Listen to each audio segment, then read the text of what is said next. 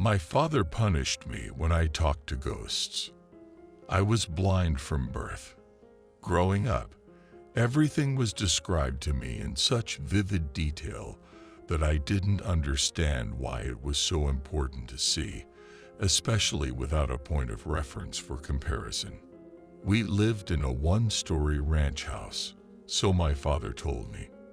Mentally, of course I could see, though not in the same way as a sighted person. I had spatial perception. I knew where my bedroom was, where the bathroom was, the living room, and the kitchen. Each wall had a different texture. I don't know if this was done on purpose, or if I could sense things that others didn't notice. I rarely fell down. Only if my father or one of the visitors put something where it shouldn't have been. Usually it was visitors, and father would yell. They didn't come often, and when they did, they didn't come for long. Father would say that I shouldn't talk to them, that it bothered him. He worried when I saw something he didn't, saw it with my ears or by touch. The first one was Ellie. She seemed very nice to me. She asked me what my name was and why my face was like that. She was in the living room. I could hear where she was sitting by her breathing. Sharp nasal sounds, like she had a stuffy nose. When my father had a cold, he always breathed through his mouth, big labored breaths, as he wasn't used to it. When people mentioned my face, I always touched it, trying to figure out why it was so strange to them. When I asked if I could touch their face, there was always a pause.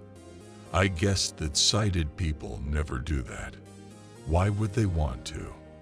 When I asked Ellie if I could touch her face, she reluctantly agreed, but a few moments later my father came into the room and asked who I was talking to. I answered him, no one. He always chastised me when I talked about them. I think it scared him. He would take my hand and lead me away. I would lose my balance and become disorientated, and when he finally put me on the ground, my hands would frantically search around until I realized where I was. Usually it was my bedroom, though every now and then he'd leave me outside in the middle of nowhere.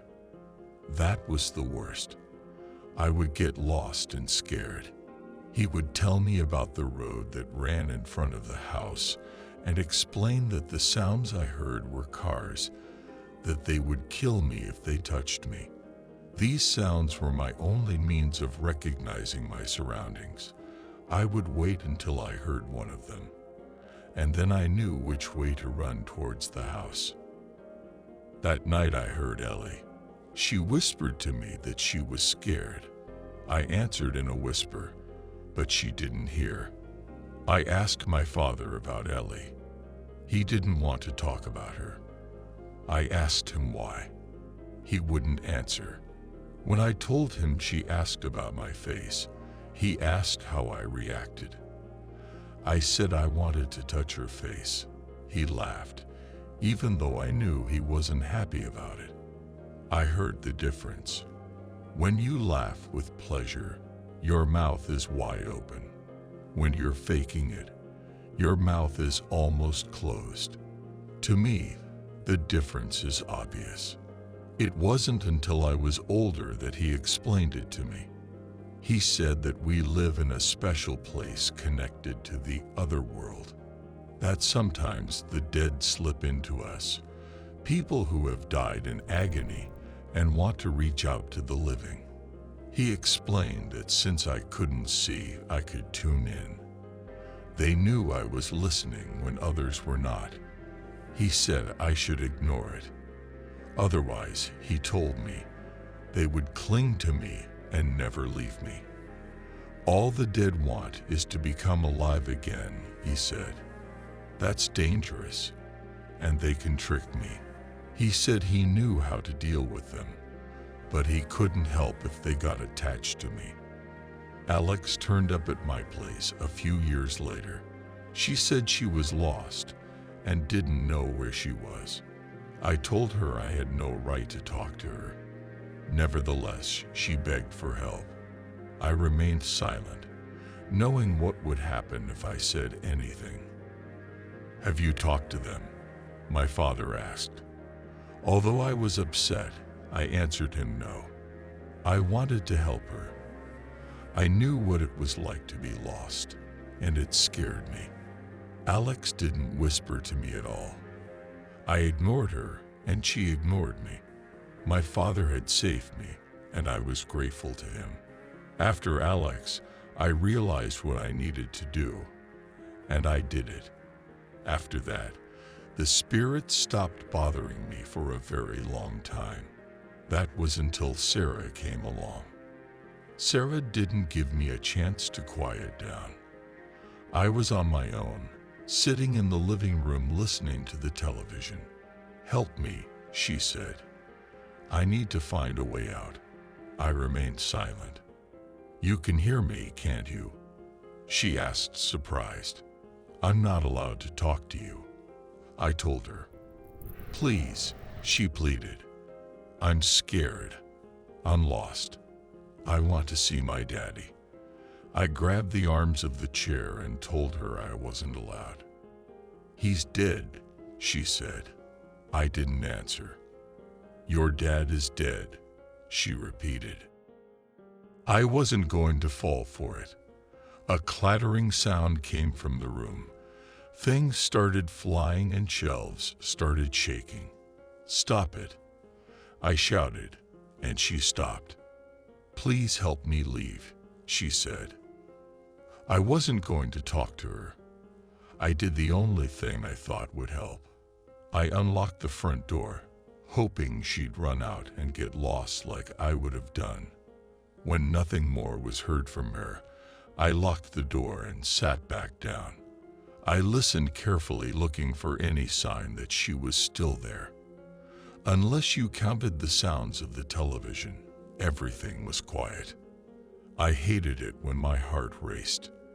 I was all too aware of it pounding in my chest like it was about to explode. When I heard my father's voice, I screamed. "Son," he said, "I need your help. I think I'm dying." I did what he told me to do. I kept quiet. If he was going to die, he would never leave me. Instead, I ran out into the open and started screaming for help. I screamed until my voice was hoarse. I could hear the sounds of cars rushing down the road in front of my house. I screamed until I heard someone's response. It was a woman. "What happened?" they asked. I told them that I thought my father was dying. They asked what happened to my face. I begged them to help me, and they promised to do so. I sat down on the grass and waited.